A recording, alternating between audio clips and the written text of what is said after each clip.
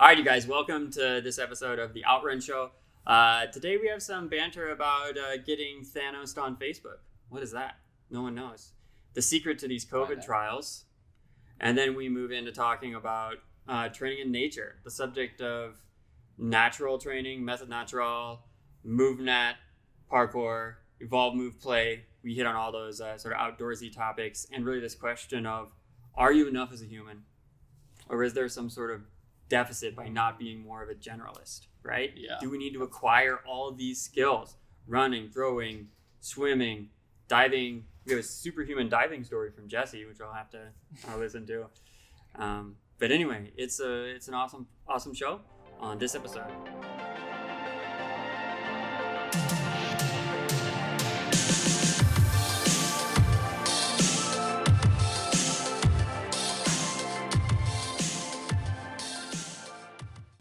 All right, you guys. I'm Travis. Justin. Who am I? I'm Jesse. And this is the Outrun Show. So today we're chatting about a few things. And the first topic up. Hey, sir, we're supposed to do this at the end. I know. We just talked Wouldn't about you how just want to no. just go right Just into talk. He couldn't help it. Just talk. He couldn't help it.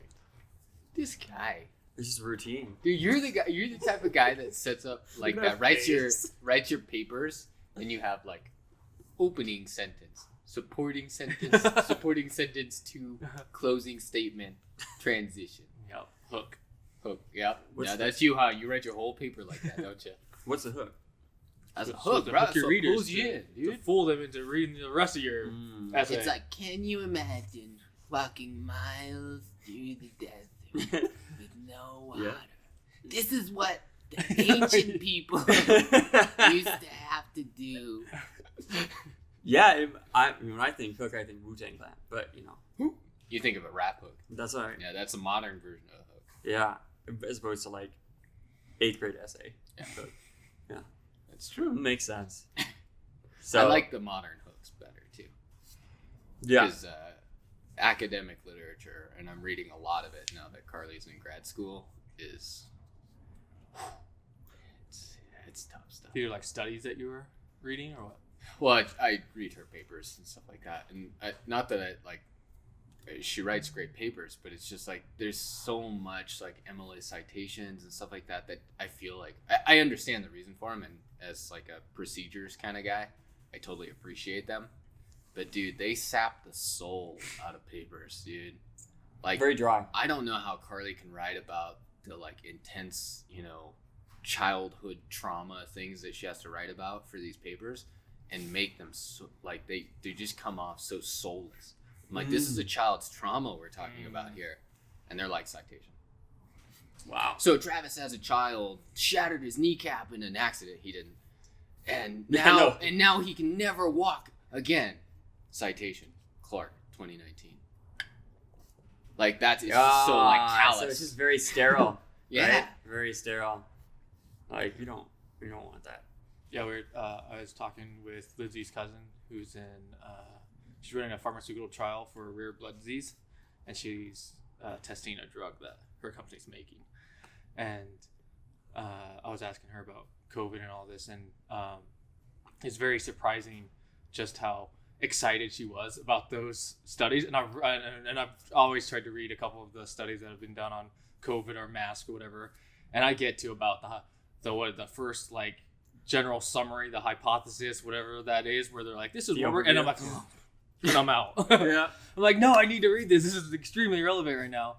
But when I was talking to her, it was the complete opposite. She's like, she just couldn't stop talking about how exciting her pharmaceutical trial was, and comparing it to the COVID trials for the vaccines that are going through right now.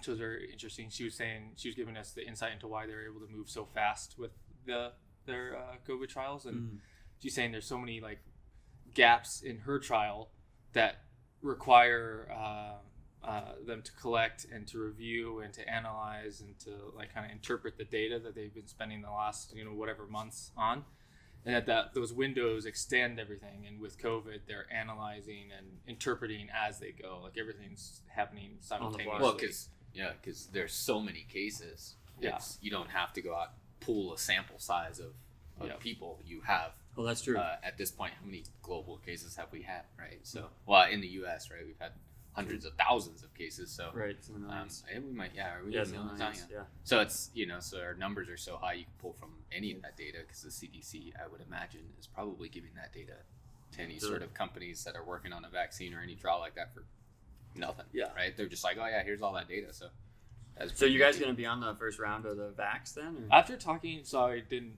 think I would, because I think everybody has a legitimate fear for that. It's right. It's a new drug. This is an extremely hard thing to understand. It's a new drug for a pandemic. It's not a joke. Storybook for sure. Yeah, and, right. That's what it feels like that too. Just like 95% effective, 94%. What about the 5? So, but when I was talking with her, she said that she was very confident about it, obviously, and she was like, they're not doing anything faster with the trials. They're just doing all of it at the same time. Sooner. They're saying the steps they're taking are all the same steps I was taking or she was taking for her trial. They're just not waiting to do the entire study and then interpret, right? They're just, it's all going on. So that's why she was like, it's very cool. And it's actually going to be something that we look forward to after COVID, that we can now have this example of doing something so much faster and more efficient than they've been doing it before. Yeah, I think looks like it. Yeah, I think there's a few reasons why I would not have a problem taking it sooner. Well, one is that I just want to. I understand. Something that can protect the gym for the most part. Like that's like being around kids, blah blah blah blah blah. So for me, that's like the thing. We've got kids. So I want to protect my kids, other people's kids, blah, blah, blah. I've also, after going through, like, when I was in high school, I had cancer, right? If the audience doesn't know. And I wouldn't even take Tylenol. I was like, I'm not purified. I'm pure. I'm not, I remember being like that too, yeah. Yeah, you're like, I'm not taking anything that could, spoil. Meanwhile, I'm like chugging Mountain Dew and eating Reese's peanut butter cups, right? And I'm like, like, I'm not gonna, don't spoil my perfect body. Right, exactly. I'm not weakening my body. Code red! Right? So, but then I went through chemo and I was like, like that stuff's all like mustard gas in liquid form. So I was like, I think that's actually a half truth. It's just mustard. Yeah, it's mustard and mustard gas. Yeah, right. It's just mustard. And so now I don't have that same feeling. So it's like, yeah. Also, I kind of suspect that, there's a group of people who believe that they can strengthen the immune system by being exposed to certain things and pathogens and things like that, I suppose. And I think there might, there's some logic in that and some science in it too, probably. But I still think that, like, acquiring vaccines has a stigma, but at the same time, like, what if, like, that kind of makes you superhuman, right?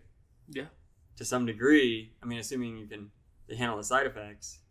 Like, if it was something else, let's just pretend it was something else. Like, extra foot on your broad jump, but there's side effects. Yeah, very true. It's typically the side effects that make you superhuman, right? Like, you get bit by a spider and suddenly your DNA gets morphed and now you're Spider-Man, right?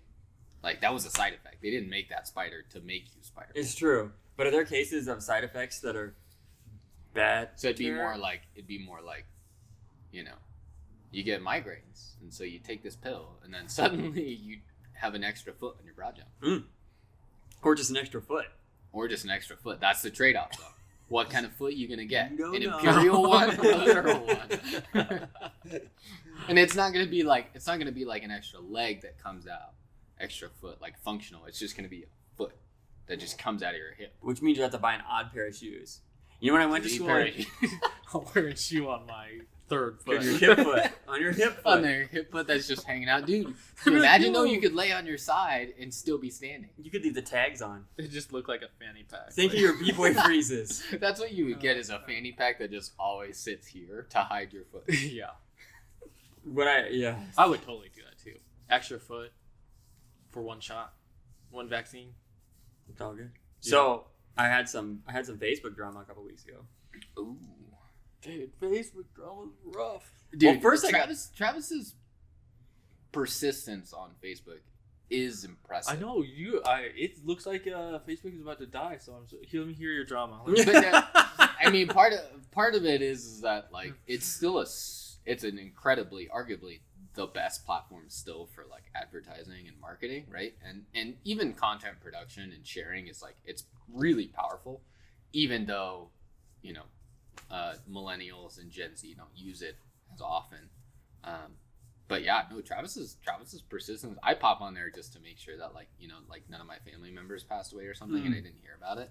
So I pop on there. I like some things. I comment some things to make people feel loved, because that's what I want. Yeah, Travis is on there all the time, dude. He's like sparking conversations, starting shit. Ooh. Yeah. Oh. So I have a love-hate relationship with Facebook, and that's what I was gonna say. I recently got what I would describe as Thanos'd. Oh, you got snapped. I got Thanos'd. So this is, I think, would shock a lot of people who actually care about their information on Facebook. It's again why I have trouble taking seriously like conversations about who's getting, shut down on Facebook and whether they have the right to their information on Facebook in those sort of ways. And first of all, you can download your information on Facebook, which I do. So if anyone has their Facebook, you can just Google how to download your pictures and data from Facebook, and you can go into a link and it just saves it in like JSON formats to some later way that you can open it. Right? What does it look like? It just has all the files and the comments and the all HTML your threads. comments? Yeah, it has everything. Every comment. Yeah, so you need an awakening, sir. All this stuff is digital footprint, bro. Yeah, So you can download it. Man, okay. So I periodically download mine just because I'm aware of the fact that they can just take all of it away from me, and I've just been on it long enough that there's some stuff on there I want to keep. So I took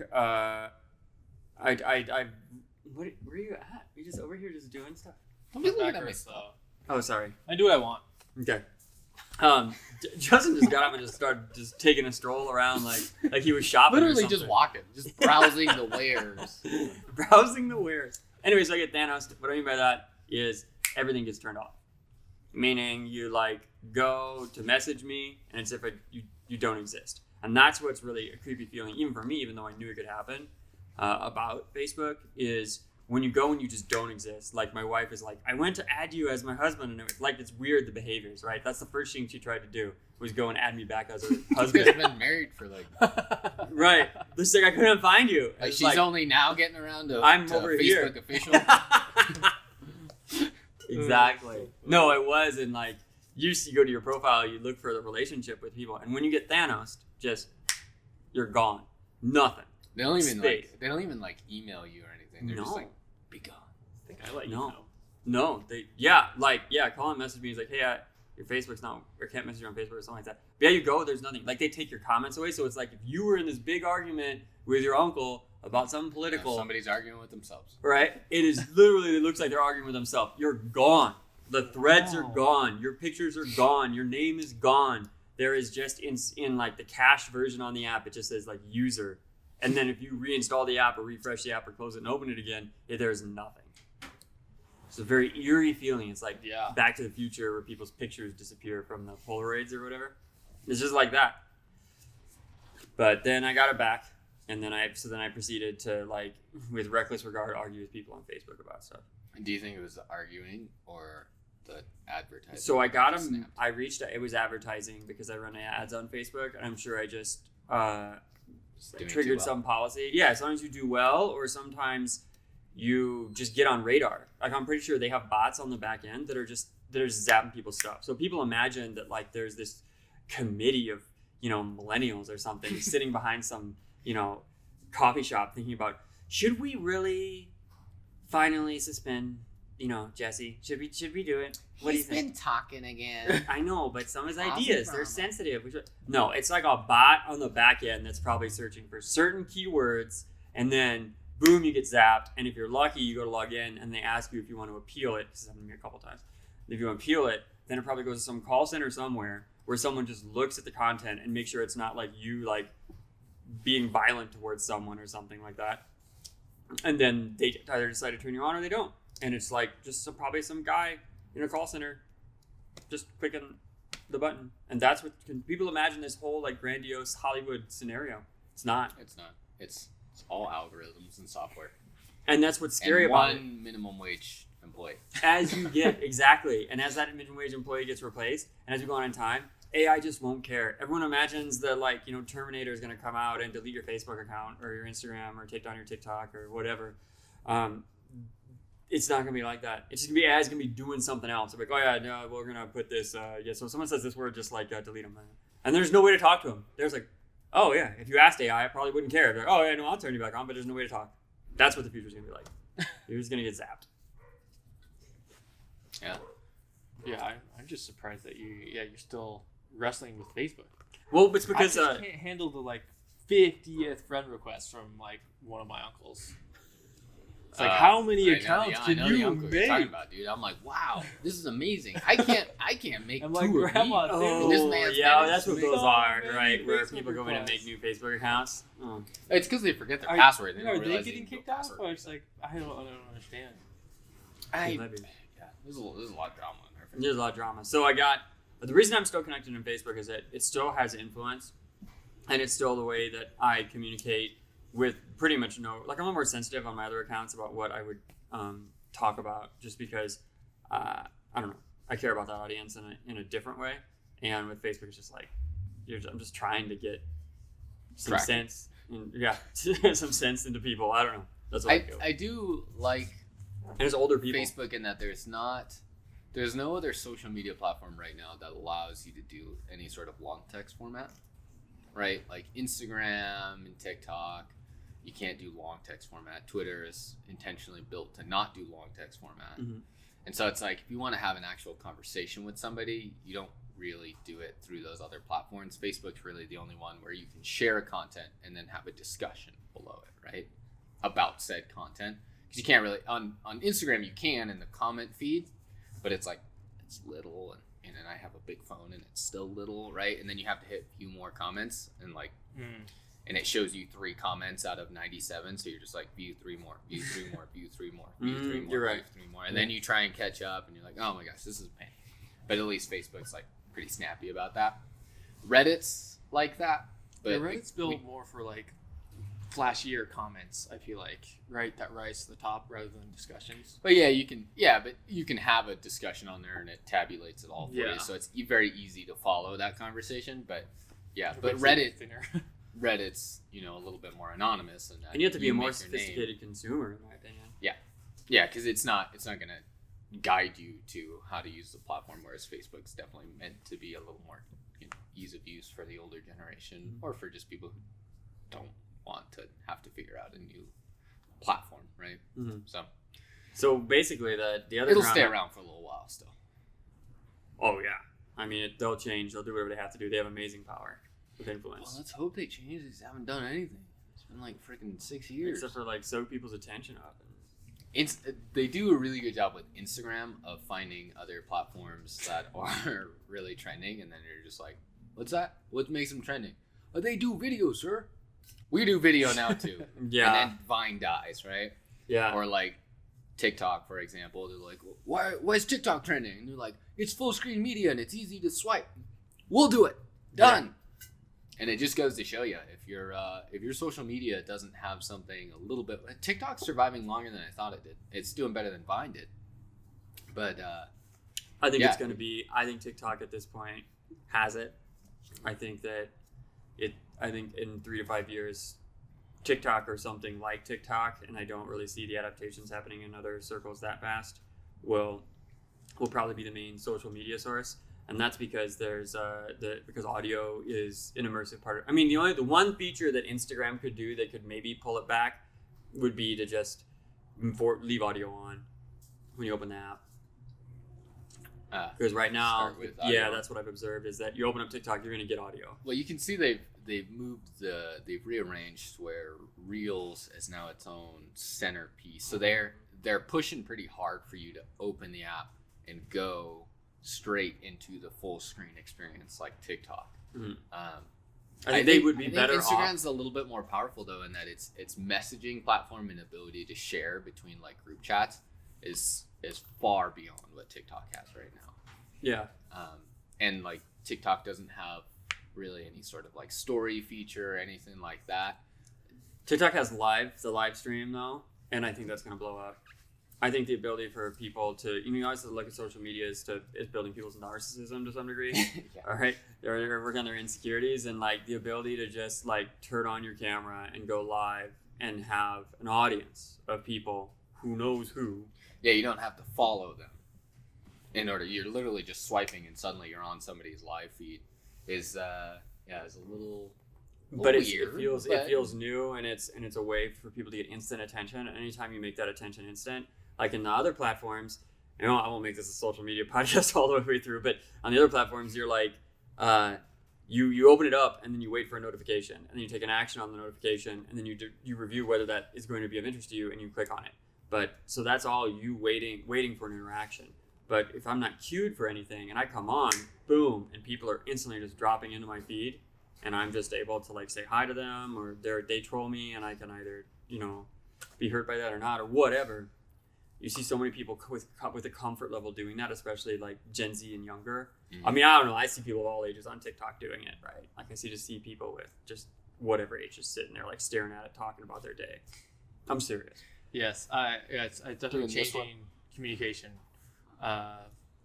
Because I feel like the big communication change for millennials was that we text, right, instead of calling. It's true. That's a huge thing. Millennials don't answer the phone, so don't call us. Right, I feel like this new generation, talking with my sister who's 12, right, 12. Mm-hmm. She does everything over video. And so now I feel like I'm in the other position where I'm like, I gotta make a video every time I'm gonna talk to this girl. Like I'm just sitting on the couch right now, but I'm getting like message after message after message, and they're all like 4-second videos, and I'm like, oh, I can't keep up with this. And they'll always open and like just be eating. Yeah, I know. I can hear the crunch so loud. You're like, what? What's going on? Yes. It's hilarious because so the other day Nova texted me, right, and I was here, and I don't remember what she texted me, but I had texted her back. So she sent me a couple of text messages, and I was working, and I saw it, and I was like, okay, I'll reply to her, and I said, hi Nova, like what's going on? And then just like as soon as I sent it, like 10 seconds later, I'm getting a FaceTime call from you. And I was like, no, I can't FaceTime right now. I'm at work. And I was like, that's why you sent 6 text messages and then I replied. Right. Exactly. But it's hilarious because I was just like, you expect disappointment. Like when someone tries to FaceTime me, you're like, I can't, like if I were to do that with Carly, she'd be like, oh, bummer, well, I'll call you back as soon as I can. Mm-hmm. Nobody's just like, okay. And she's probably on to doing, she's probably FaceTiming somebody else. I was like, well, was I? Was I something to you or no? Yeah. But it's hilarious because Isabel's the same way. Yeah, it's weird because I feel like I don't like FaceTime. Like I have to like get ready for FaceTime. Oh, dude, Justin doesn't like FaceTime, so we always try and group FaceTime him. It's fine with you guys, but like chatting with family over FaceTime is just so difficult. It's just I don't like looking at my face talking to myself. Like I don't. What is that? Why? But anyways. The kids love it. The kids just love it. Nova, my daughter, she loves it. She'll just like call herself and like, put like one of those like that's half of what I feel like it filters is, on, right? And just like wiggle whiskers or something. Yeah. So yeah, that's the future. But yeah, actually, it was when I was talking to Isabel. She was maybe one day she hears this, but she was like, we just got her Christmas list, and it's all about aesthetic, and it's hilarious that this generation has picked up that term. Aesthetic. Yes. Yeah. And which they really mean brand. They really mean that's my brand. But yeah. Or style, right? Yeah, it's like style. It's style. Do you remember Scene Kids? Yes. It's kind of like that. Yeah. Lindsay was totally one of those kids. It sounds old now. I remember when it sounded young. That's funny. So I love that they're and I love being having a brand that's Outrun because we just got such a good start on this because everyone is hopping onto this neon retro. Yeah, we're like 5 years ahead of it. We're very right. Behind. Well, and so and Isabel comes up and she's like got these like LEDs on her list for her aesthetic, and so I sent her a Snapchat back where I have that neon sign in the grid on the wall, and then Jesse just gave me another neon LED light, and so I pan through and there's like the whole room is just neon pink and blue, and I'm like, I already have your aesthetic. It's already I got it. Too bad I do it Yeah, right. because she was all like, I want like neon, like RGB lights for my aesthetic. I did the same thing where I like turned on like my gaming PC and the lights and everything, and the whole room's just like. She gets all mad. She's just like, "Oh, you stole my aesthetic." I was like, "Oh, I just love it because it was just like we made Outrun, and we had the idea for Outrun for a very long time before. We just always knew that we were gonna do a retro video game themed neon cyber future. So we just got ahead of you guys. I love it. I love beating the younger generations, man. Yeah, at their own games." As young people, they always have the attitude, I invented this. I'm like, I mean, I've felt like that like a few times, like I invented something. But then realized, oh no, someone else had done it. Did we invite a dog to the podcast today? No, the neighbors over there have a dog. And the dog comes and visits the people over here at the front quite often. Very nice dog. Don't mind it too much. Except I'm like... You realize it's like a construction parking lot out there, right? Like they're just big old trucks just There's a dog running around. Yeah, it's a bit risky, but hey, it's not my dog. So I had the triple Facebook drama that I had was what kind of like what wasn't parkour is there's another program out there called MovNat, and it has a like brand that focuses on method natural, which is a precursor to it's like parkour. A philosophical father of parkour. Yeah, philosophical father of parkour. And there's a discipline there too, for sure. Or mother, I guess I don't know. Could be female. Right.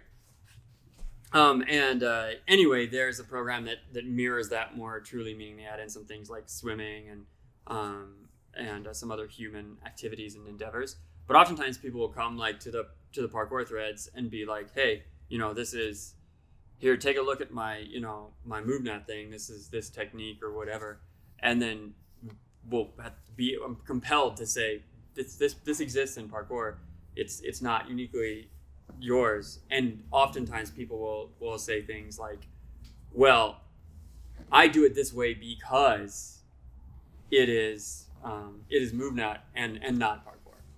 And what do you guys think about that? My thing is just that. Oh, it depends on what it is, and what's their reason. So the technique that was in debate was you have a bar and you're doing like a muscle up progression or variation or alternative. I wouldn't even call it a progression. I'd say alternative. Is it the elbow? It's the elbow thing. Yeah. So you pull up like you're doing a pull up. You chicken wing one arm up. You don't do the full pull up, so it's pretty safe to do. And then you put the other arm up like this. And then you sort of do a muscle up, a shortened muscle up because it's on your forearms like this. And then at the top, they like to press up and then move their arms out like this. This is on a bar. On a bar? Yeah. Yeah, so you're here. So hands are inside by the chest. Bar on the forearm.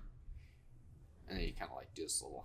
So it kind of looks like a half strict muscle up on your forearm. So why? Exactly.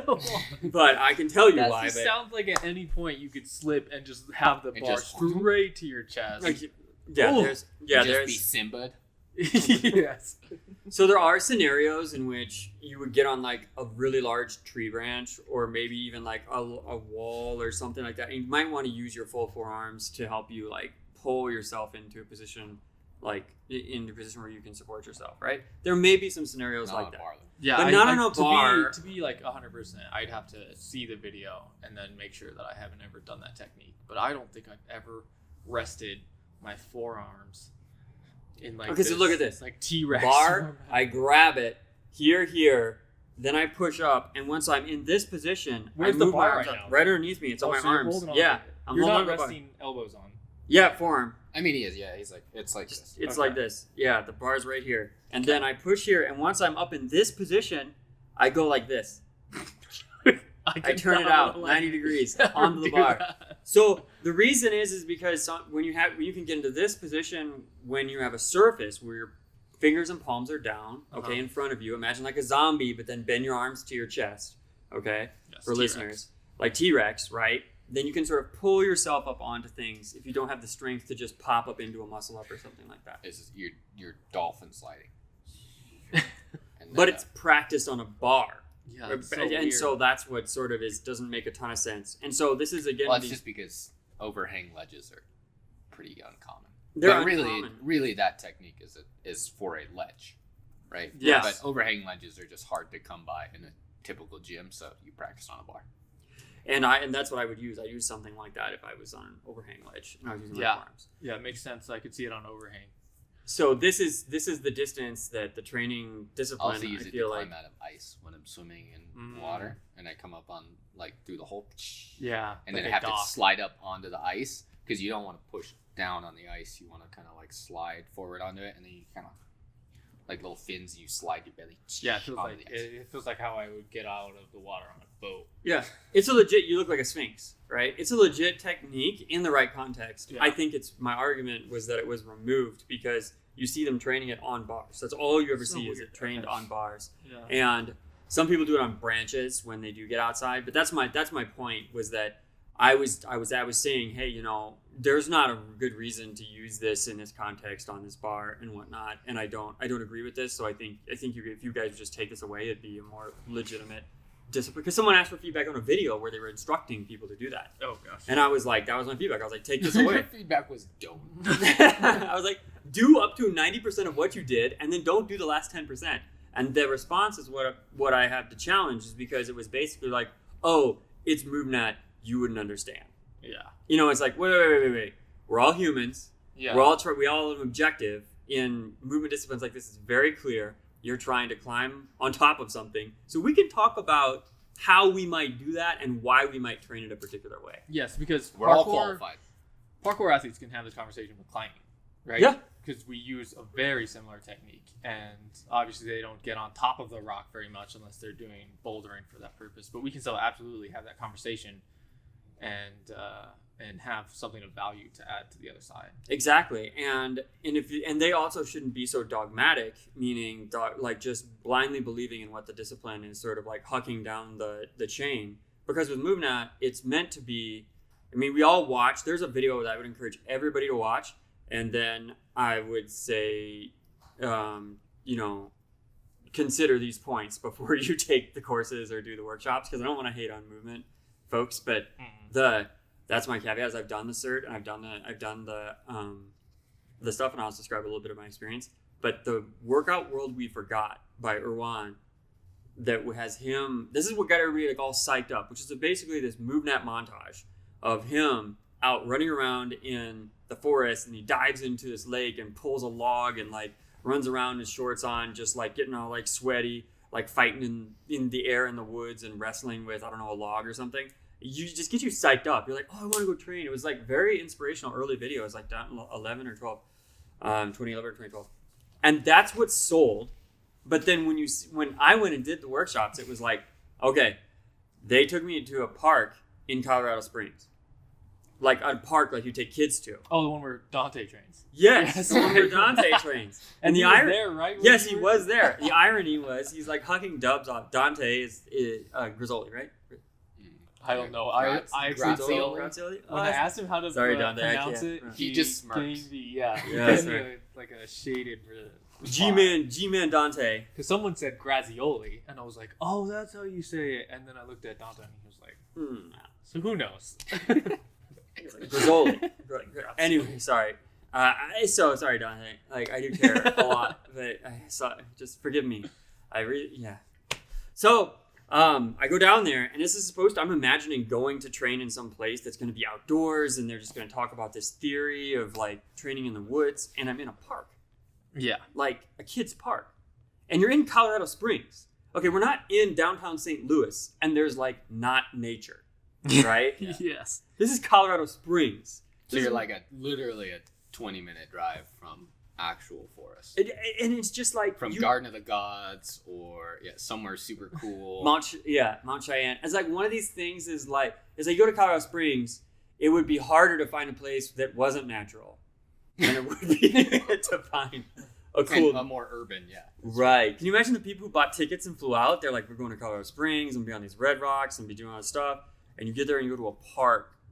Like we're in the gazebo with the picnic tables talking about crawling. And to my left, the irony is the infancy of both of these disciplines is Dante hucking dubs till he's unconscious off the edge of some playground equipment. And the lady running the seminar is like, "Do you think he needs help?" And I'm like, "I don't know. He seems to like those are what are they? That's pretty cool."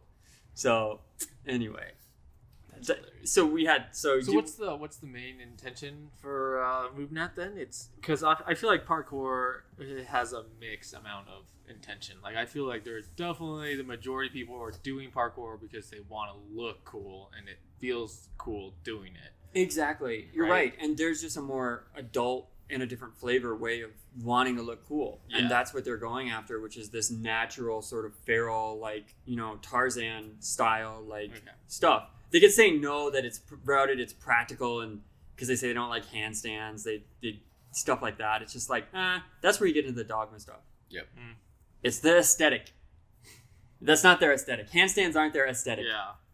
Because someone else already stole it. Yeah, I mean, it just doesn't fit in the dogma. It doesn't fit in the mean. Like, this is what's cool. This is what's okay to do. So I worry about that when people are like, "Oh no, I'm not going to challenge why I'm using this technique because my line of instruction told me different discipline." Yeah. I actually remember having these conversations with gymnasts, actually, because we would parkour, before 2010 was all in gymnastic gyms and open gyms. Still is to a degree, I bet. And when we were doing techniques like front flips or back flips, there was definitely like a parkour way versus the gymnastics way. And I remember myself being pretty resistant to any gymnastics forms that that they had given us tips for. So I remember that. But I feel like I quickly grew out of that once I realized that when kids come from gymnastics into parkour, they tend to slay pretty easily. Yeah. So they're doing something right.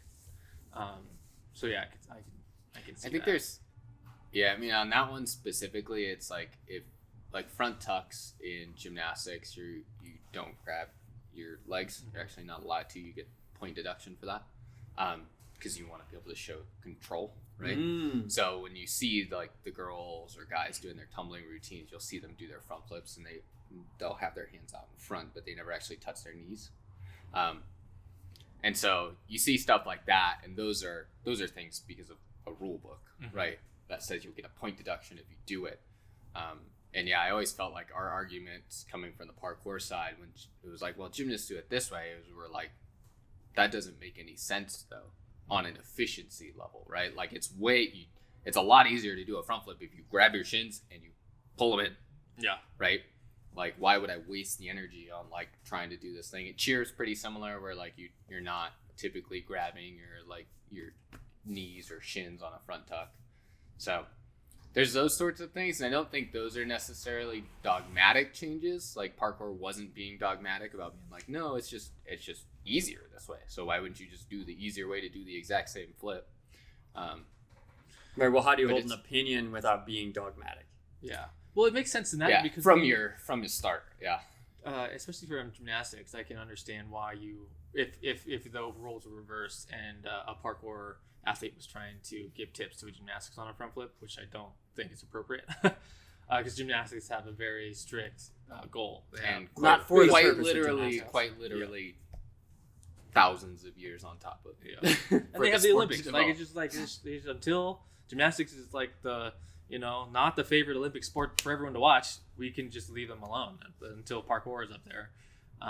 But I think it is a different sport, and they're doing it for a different intention. So that's why I was asking about parkour's intention versus MovNat's intention. Because if the object is just to get on top of the bar, then I don't think that technique makes sense to me. Yeah, I mean, I think that the answer you would get is that they're looking for optimal human efficiency in its natural environment, right? It's very method natural approach to things. And I think that the irony of that is that I believe that like the method natural approach was just throw a human in the environment and they'll adapt. They'll figure it out. Right. Like something will happen in their body and mind, and they will be able to overcome the challenges, and they'll learn that way. That you won't need to teach them, kind of like an animal.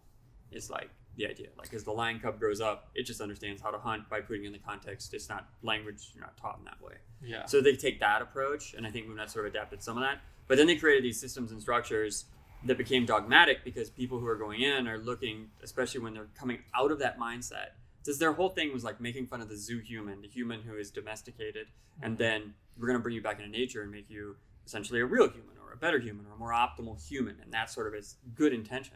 But then you get these people who are out here promoting the content, and they're in gyms. They're not outside. The certs are in gyms. They're not outside.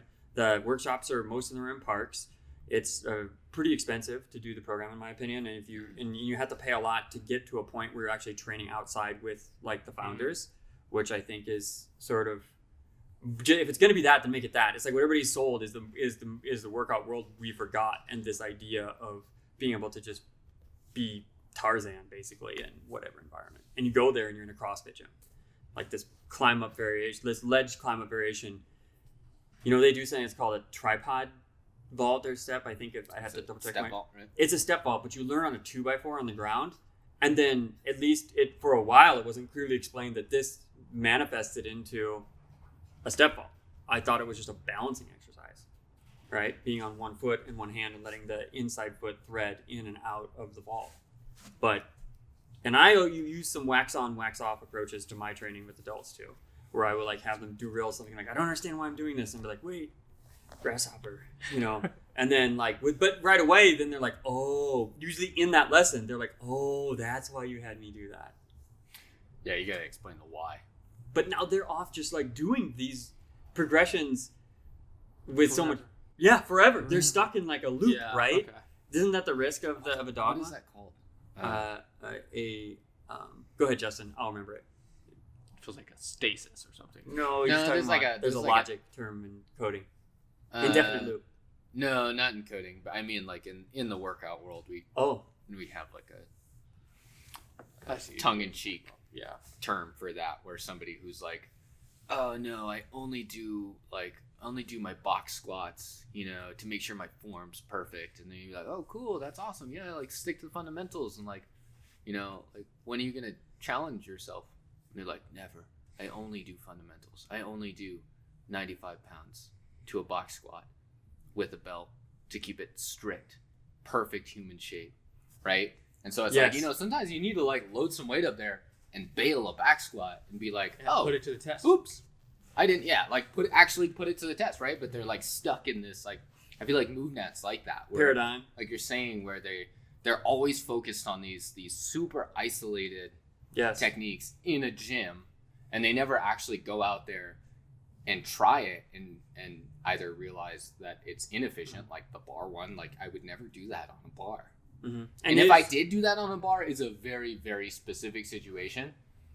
That's maybe one out of 100,000 instances of getting on top of a bar, or a tree or something like that. It sounds like maybe I'd use it in Ninja Warrior when I'm gonna see this obstacle once in my life, and I don't want to be like when it's like 110% safe that I'm not gonna fall off of it. Maybe. Yeah, and the other thing you see is that there's some issue where you'll see people training it, but it's outside. They're doing that little like technique or the tripod step like on a fallen branch in a beautiful forest, but they're literally just like stuck in a glitchy loop of just threading the leg back and forth. They're not next actually to like a waterfall. Yeah, they go out there and they train the way that they trained at home in their backyard. They get out into nature, they don't know what to do. They're just like, oh, I'm just going to do my workout on this branch, right? And it's the same workout. Like they're doing reps and volume and they're drilling. But I'm just saying, like, you got to look at like Rafe Kelley's stuff, right? So when MovNat started, he started along with Erwan, is my understanding, and was actually going to be in that original video, the workout world we forgot, but got cut out of it for whatever reason. You go look at their stuff and their students and people training in their workshops, and it looks as advertised. Yep, exactly. It's like if MovNat's system just doesn't have enough representation of its end result and product in video form that I've seen for me to be confident in it as a sustainable system, something other than like, it's basically Les Mills parkour, right? Which they do body pump, body jam. Yeah. It's parkour Zumba, at least in the majority of its. It's not bad, but you can't have that approach and then walk around and be like, oh no, you just don't get MovNat. We work with older people and people who don't want to jump. Like that's what people say to me. That we don't want to go over bars fast and walls fast. We, as if to say to say that we don't understand that we have different goals or something. Like, no, like the majority of my students, I have students in their 60s. I'll put video up next to their stuff of my students training. Or Davey's 66 and like doing monkey plants and strides and stuff. Like, that's his choice. It's risky. And he's on concrete. Like, he goes out and he does it. That's what I'm talking about. I think my biggest gripe with the like natural fitness, I hate saying that term because there's a lot that gets lumped into that, is that never do they seem to understand that the natural world changes just like everything else, right? Like, don't get me wrong, there's still forests out there, and if you live in a cabin in the forest, MovNat's probably a more practical thing for you to learn, although you probably don't need to, than parkour, which is based for a more urban environment, right? But the argument that like parkour or even gymnastics isn't natural, right, is wrong. It is natural for the environments that they're then practicing in, right? Parkour is natural for an urban environment. In fact, all of us do it. If you go to a restaurant with a kid and you're sitting in outdoor dining, and then all the family gets up once they're done and they walk and they go out the exit door, which direction is the kid going to take? He's going to be like, car's there, railing here. And he's just going to climb over the railing, and the parents are going to be like, no, climb over the railing, right? That's natural for him because he's like, I want to get there, and this is in my way, and I can climb over this. Right? And it's natural for an urban environment. And after some acclimation, it's still a human body and environment. Like, you don't get a new body when you go into the forest. Yeah. And a lot of guys in the UK and a lot of guys in the Pacific Northwest who train in the woods and train parkour, it's just like airbend, or it's just like benders, right? You go, like, you find those jungle, what was the earthbenders that were in the swamps in like Korra? Was that Korra, or is it Tarzan? It was both? It's both, yeah. Yeah, it's just like you just have people bending, if parkour is bending, in different environments. And yeah, there are less people training probably parkour and calling it parkour in forests than there are in city environments. But we still have it. And I would argue that ratio is just fine. And look at the guys in like the UK who are training on like mossy stones in like, these 90% humidity environments, right? They kill it. Yeah.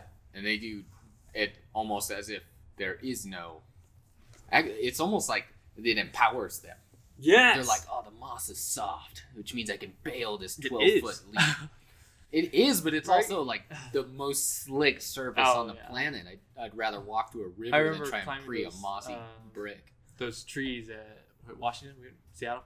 Yeah. And looking down and being like, oh, I now understand how they fell in Avatar, and they just like branch use the leaves, right? Because in Colorado, they would just all break if you just fell. It's like everything. And stab you on the way out, too.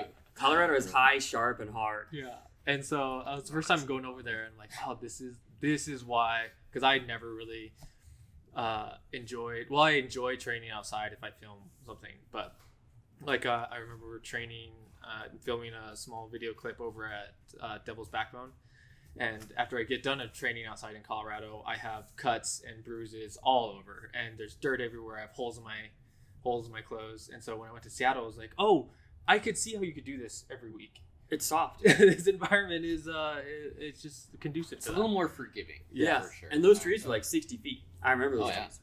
They're people should look up. And they're nice to climb. Like, you climb trees in Colorado and they're not nice to climb. They're like, they flake and they're sappy and they're sharp and and like you climb up there and there's like a raccoon or a badger up there and you're like, oh, I didn't realize this was your tree. My bad. Sorry, dude. But it's interesting when you bring up the natural element because I feel like if your sport doesn't modify your body in a way, or add external modification, then it should be natural. Anything that you do where it's just you and you're moving or jumping and you're not on pogo sticks, that should be considered natural. What else is natural? Well, that's the point. Right? Is I get this line that it's a fitness system that can be integrated into any practice or discipline. So they advertise some like lifting elements, like lifting. They also have swimming. So they have these different modalities. They have combatives. They have throwing and catching. it's a little more complete when it comes to like human endeavors. I would argue though that it's not. I think the essence of being an athletic being as a human is specializing. I think that we've gone so long with this argument from, people like Ito and people like Erwan LaCour, and even like your founding, like, David Bell and Sebastian Foucault, less so Sebastian, but this argument that like to be human is to be well-rounded. And that's not at all true. We suck at swimming. Humans suck at swimming. We have no freaking webbing. Our bodies don't float. We don't swim. That's not a natural thing for humans to do. We spent millions of years getting out of the freaking ocean, okay? Mm-hmm. Right? So it's like this argument that like we need to be this well-rounded like being is, I think, inherently flawed. Is it a human insecurity? Like a literal human insecurity? They're like, oh my gosh, we're like the top species on the planet. We gotta be good at swimming. It's like you'll never be a dolphin. You won't even be a minnow, dude. In terms of, you can train your entire life, be Michael Phelps, win the most gold medals out of anybody in history, and you still can't beat a freaking minnow. Yeah. In a freaking 100-meter swim. I'm sorry, but like, it's like, yes, officer, this comment right here. But like, at what point will humanity just be like, you know what? There are just things that we just don't need to do. Now, I'm not saying that like swimmers are irrelevant. Obviously, we do there are swim. like those dudes in Thailand who are like just swimming underwater for like 6 minutes, like skewering like fish, like kebab. Spiros, like those dudes are insane. And of course, like it's part of culture, right? Like if you look into like Hawaiian culture, like some of your best free divers historically have been from Hawaii or from those, from your Indonesian islands. Because it's just a part of their culture. That's how they would fish. They're like, oh, we didn't have scuba gear, so we just go swim down there, catch a fish, and come back up. Right, but it's not a genetic adaptation. It's just cultural acclimation. Well, yeah, I'm sure there's some genetics to it as well, just because they've been doing it for hundreds of years. But no, I guess my point being is that it's like, at some point, you have to accept that maybe you, as a person, just want to be well-rounded. Mm-hmm. But you, as a human, are not designed to be well-rounded. We know that like throwing, you're gonna have, and we look in the history of anthropology, we look at the skeletons of early humans, and they had one shoulder that was very clearly better at throwing than the other shoulder, right? Like that's just what it means to be human, is to specialize at something. That's what made us the awesome species that we are. And so I hate the argument that it's like, oh, we're like returning back to what humans used to be when we were primal. When we were primal, we were dumb, broke, and we died at 40. Like, I don't know about dumb. So we were dumber than we are now. So yeah, that is a good point. No, the throwing, especially throwing, like that's a highly specialized, right? Because that just reminds me of baseball and how incredibly specific baseball's getting. How well your eyesight needs to be. The length of your forearm is incredibly important, and then it goes into basketball. So yeah, we are a specialized species, for sure, and it feels like we're getting further specialized as we continue on. Did you say there is some? Well, to Jesse's point, just to add a little more like fun to something that I recently read, was that apparently Neanderthals would be really bad at like handshaking because their thumb position is different. It's exactly on the side, right? It's like like a gorilla. Yeah, so it sits back here. Yeah. And their bones, the humorous, like what Jesse's talking about. So they're really bad handshakers, and they would stab you. So they didn't spend a lot of time in the plains. They spent a lot of time in thick brush. So they had asymmetry too, but they're like humorous, and their like stabbing arm was well developed for like stabbing, like with a spear, like into stuff. Whereas we're like, we'll throw the spear at you, and they're like, ha, ha, and you're like, kite. Right? So that's your archer. Just and they're like shaking the stick above trying to get it. Anyway, like any video game raid ever. Your rangers. That's why we could never get along apparently with I think we did get along well with Neanderthals, but anyway. We got along quite well. Quite well. Mm-hmm. Right, exactly. So to your point, there are these Yeah, it's interesting because I'm definitely on the more generalized thing. I feel like even like when I play Apex Legends, I like try to play all of the legends as even as I can. This is maybe a fundamental difference. So there's some admission though that you can, if you're a mile wide, sometimes you're an inch deep, right? Oh, a mile wide. Mile wide and inch deep. Yeah. You know what I mean? And it's like things are being, but also like, and that's a fun way to explore too. So if there was true competence and we really saw this presenting, for examples of like stuff like MovNat, where we're selling that this is like literally people are saying this is a solution to humanity and movement in your physical endeavors. Don't go and lift weights, lift a stone and lift it overhead, and that's what you should be doing. It almost is like a regression dogma to some degree, but that's just how it's manifested. I don't think like I met the OG folks like in my the guy who did my training was Vic. And I think at one point he was married to Julie Angel, who did the Parkour documentary. Yeah, Breaking the Jump book. So they know. And he was a badass. Like he was like a French like ex-military guy who I'm pretty sure his specialty was in like underwater like knife combatives or something like that. I don't know. That's probably not true, but that's just awful. How I remember his demeanor. Like he was always in all black, really sleek, super cool guy. Just a total badass. But it's like, okay, so where are those guys? Where's that training? Is it just secret? It's like, oh, this is MovNat. We don't show people that anymore. It's like, where are your people? Like, you go to like my 65-year-old guy, 66-year-old guy, and I can give you a video of him training parkour as it should be, outside, on concrete, on his own accord. So where is this, like, where are the MovNat people who like can like do strongman and jujitsu and box and throw spears and still do basically parkour in the woods? Where is this content? I would be excited to see it because I think that's a really cool. That's just Rafe stuff. Yeah, exactly. That's right. why Rafe came. Yeah. Right. We don't get paid by Rafe, but I'm just saying like that exactly. Go do his workshops. Yep. They're cheaper and you get right to the point. You get more out of it. Yeah. It's tough for me with those things. Like Justin was saying with like Apex Legends, you know, it's a video game for those of you that don't know. Justin will rotate characters because he's like, I want to know how all the characters play. I'll play every character just to know how they play, and then I'll pick one and I'll be like, no, this one. Why? I like this one. And I won't change until I'm forced to change because I'm here to have fun and I want to just be really, really good at this one character, this one aspect, right?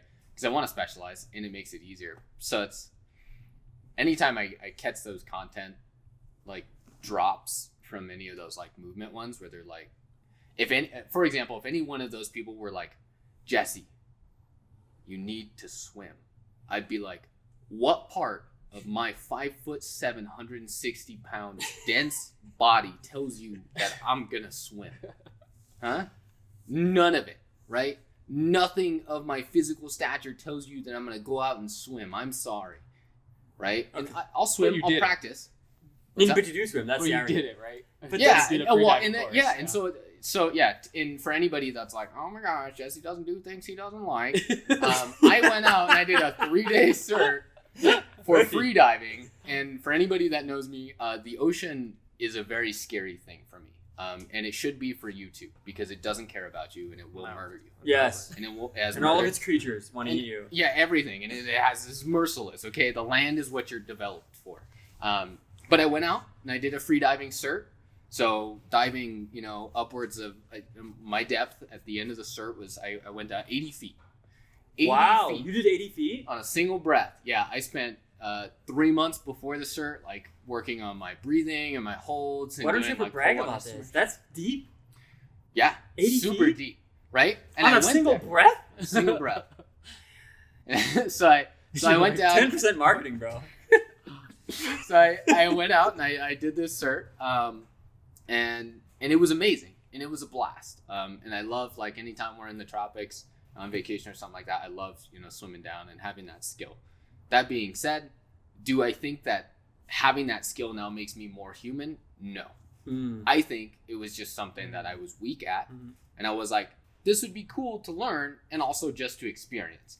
I'm never going to be a freediver. You won't see me like changing careers or, focuses, but I tried it. So wait, so you did that swimming exercise. Mm-hmm. And then you did martial arts as a kid, and then you've done some wushu with me, right? Yeah. And then you lift, right? Yes. Okay, and you can do the Olympic lifts, clean and the jerk and the snatch, right? Yeah. They're not collegiate level, but you can do, you're proficient. Proficient, yeah. And you do parkour.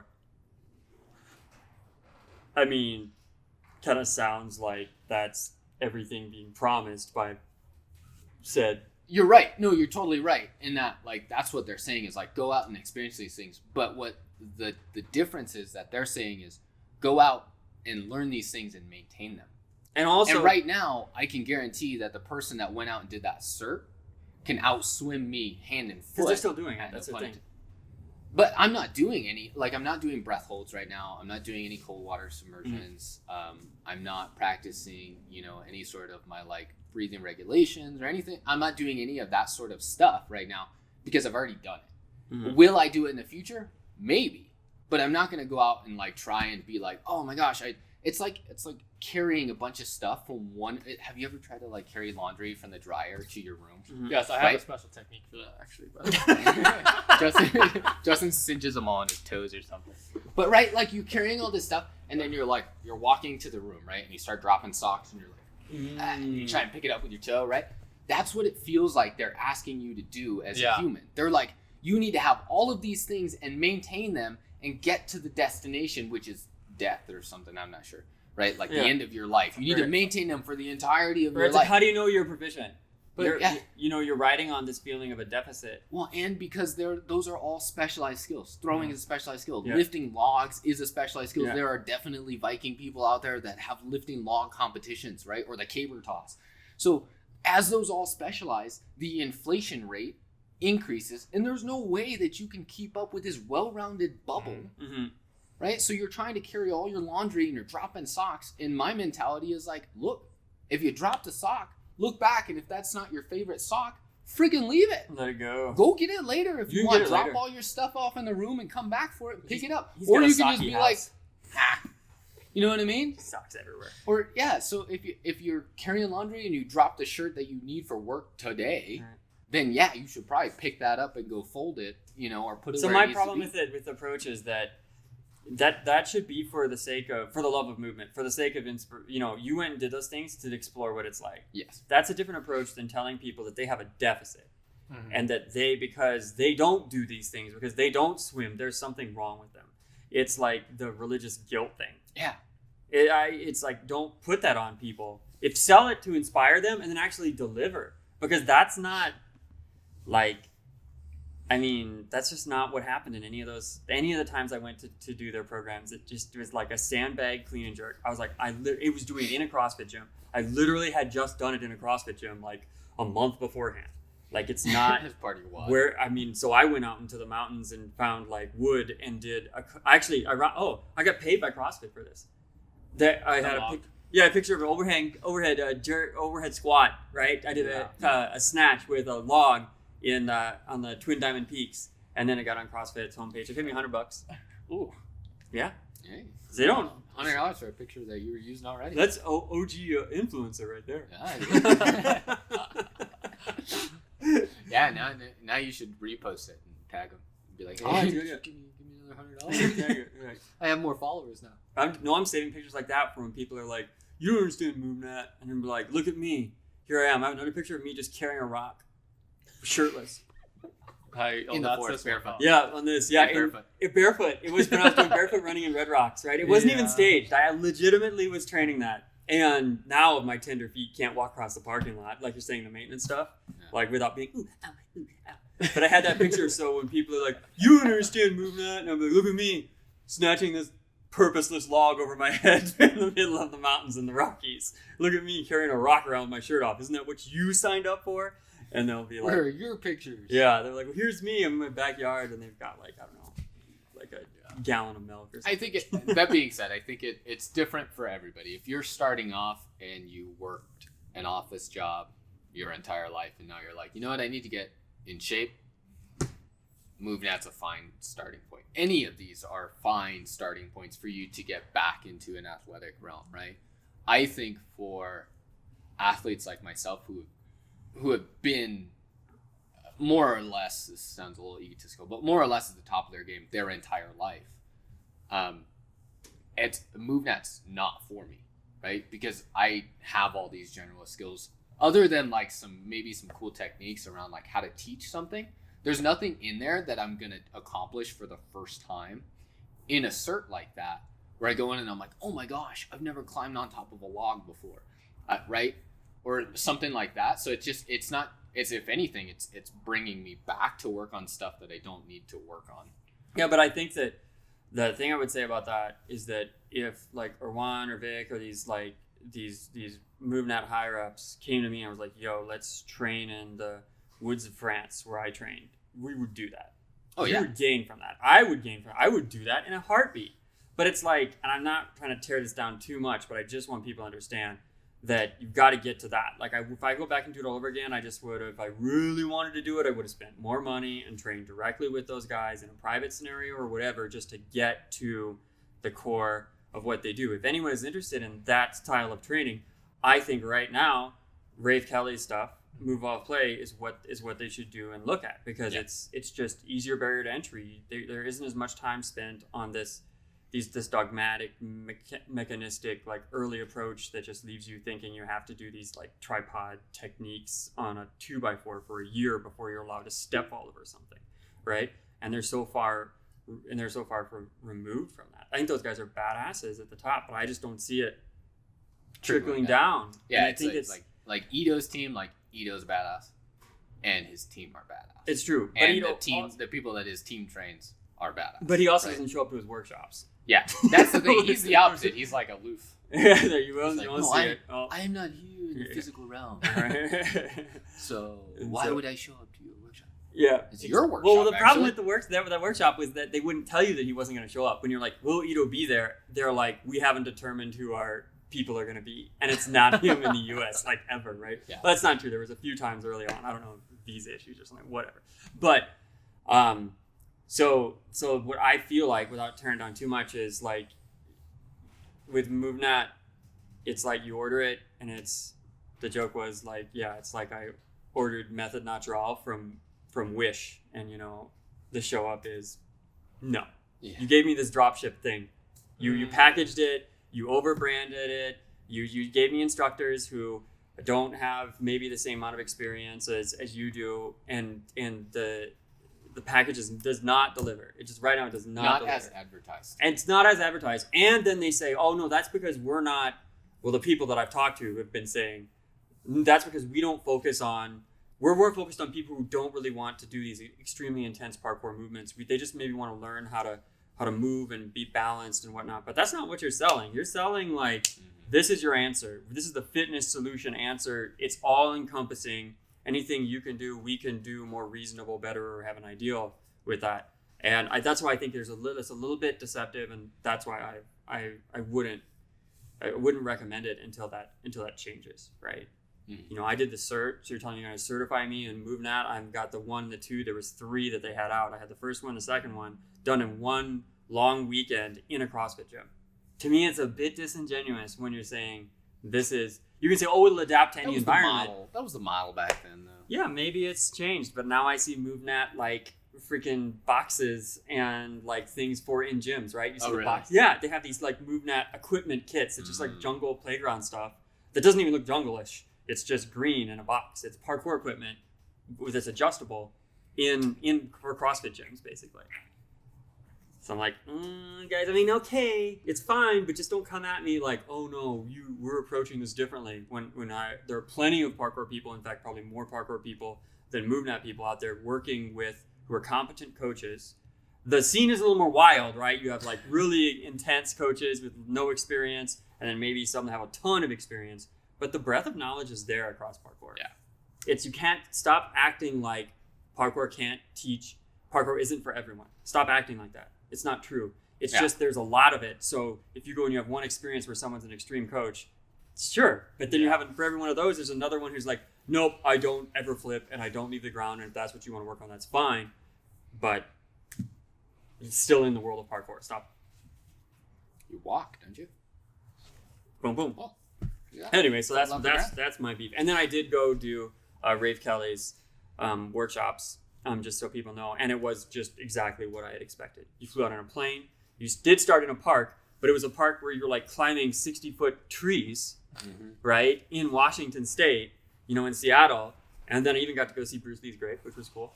And then, so that was bonus on the trip. And then we make it out into the wilderness where you stay in his dad's like wood-built cabins, like this Ewok village.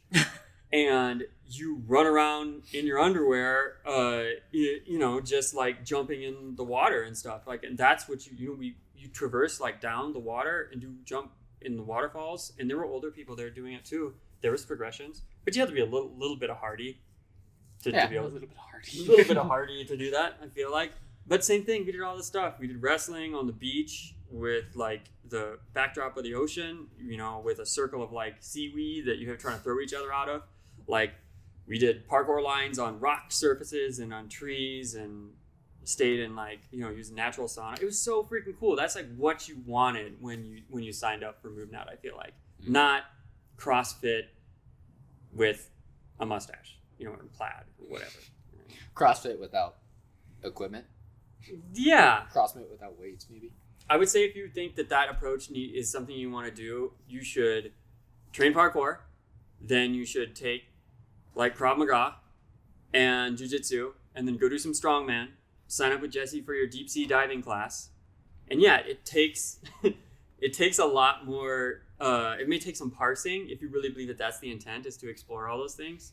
But that's. Yeah, it seems like there's a slippery slope when you start to define what being human is as this ancestral standard, right? Where it's like, oh, you need to move like a caveman to be more human than what you are today. But and I think I had this mentality too. But now that we've been talking about it, it does feel like specialization is more human than anything at this point. And when you're trying to learn and be good at everything, and you think that you can have one sport that accomplishes that goal, or one discipline that's going to make you more like your evolutionary, ancestor, you're going to set yourself up, and for everyone else you're selling to as a disappointment. Yeah, because it's an impossible problem. Right, yeah. Promise, yeah. You'll never match up to that. So if you want to be good at lifting weights, you just got to lift weights. And if you want to be a diver, you can't practice crawling, right? You're going to have to go to the specialized sport if you want to be good at all of these things, which is, I don't think trying to be good at every single thing that your body can do, like pole vaulting and parkour and football, this doesn't make you more human. But it's a bit like discovering your bending. What you're good at is to be discovered, not to be forced onto you. And the value of generalization is exposure. Yeah. That being said, we're not against. Certainly, I'm not against like cross training, right? No. Like, my sport has always been, and most likely will always be, parkour. But that doesn't mean that I won't go out and try archery. Mm-hmm. Right. And explore that, and then be like, oh yeah, this is pretty fun. Do I like it more than parkour? Is it more me than parkour? No. Right? And then just like the freediving, and then I'll let it go. Right? And maybe I'll come back to it and play around with it. But yeah, I think if you don't already have like your thing, then you do this generalist approach where you just kind of go out and you just try all these things until you find something. But you're not any less human or any less of an athlete because you're like, my sport is bowling. Yeah. Right? Like, cool, great. That's your thing. Go for it. Right? And don't let anybody tell you that like you're less human because you bowl 4 days a week. And you can't climb a mountain, right? And you can't swim across, this like strait in the raging river and like, and then get out and carry a big old rock. I mean, if you could do both, that's cool. But it might be fun. People like to train that way. It could be fun. Right? But just don't act like that's what you're saying is don't act like that, like you're like people are less than who don't take that approach. And also, I think, are you also saying that it's a bit of a fallacy to believe that there is that sort of ideal, that ideal is relevant, or I think that ideal is totally relevant, but I think that ideal is impossible, because maybe 1,000, 2,000, 10,000 years ago that ideal might have been more realistic. But as humans specialize, I mean, can you be the best? Can you be the best in all the categories of parkour, or even world class? Or even you can. I think you can be world class in all the categories of parkour right now, because we haven't specialized yet that far. But it's very difficult to be one of the furthest jumpers, one of the fastest climbers, to swing and lache the farthest, right? To be able to like do speed courses, skill and style, and be able to top 3 in all of those every single time. It's damn near impossible to do that in parkour alone. Can you imagine trying to be competent in everything? Oh, yeah. Right? And as of course, as parkour itself grows and freediving grows, I mean, the world record for freediving is like some 300 something feet. Oh. I couldn't even hit half. I couldn't even be 50% competent of the best person in the world, right? Unless I really dove in. And you don't think that something else is going to have to retract a bit from that, right? So I dove in. And so, yeah, as a result of that, I think it's like, it's a novel thing to think about, but it's just, it doesn't do you any good. Yes, it kind of reminds me of the like, I am very badass. Like, I can survive outdoors. I can survive in any situation, and that's and really what you're talking about, survival. Yeah, which is surviving. Which we spent a long time trying to get away from just surviving. Yeah. Like, people don't want to hear people died for it. What practical is, because practical is go to the doctor once a year, get your blood work done, have a savings account, start a Roth, all right, get insurance. You're like, what? Oh, this sounds horrible. Well, it's really practical though, right? Yeah, that's survival in the modern era. Not expose yourself to the wilderness in a way that might get you injured and left for dead. I guess I would just imagine if you took somebody from, 200 years ago, 300 years ago, who's homesteader, right? And they had like a complete picture of the life you live now. And then you encountered them out there and they're like chopping wood in the winter to like stock up, and stoke the fire while their like newborn child's in there, and like, and then you're like, hey man, I just came out, I just wanted to experience this for the weekend. Like, yeah. Get the right? They'd be so pissed at you. They'd be like, you live an amazing life and you come out here to be like, do my method natural. And they'd be like, are you kidding me, man? If I could live in a city and have electricity, I'd do it in a heartbeat. Yeah. I think so that it just I think feels you're describing like, Back to the Future 3. It's just a little disingenuous to like to think that the glory days are behind us as that a was species. but that was all of paleo. You know what I mean? Yeah. There is some truth that we are disconnected from our humanity and nature, and I think that should be explored. I will say that. And I think you explore that in any sort of athletic realm, right? Like, Are you doing something with your body?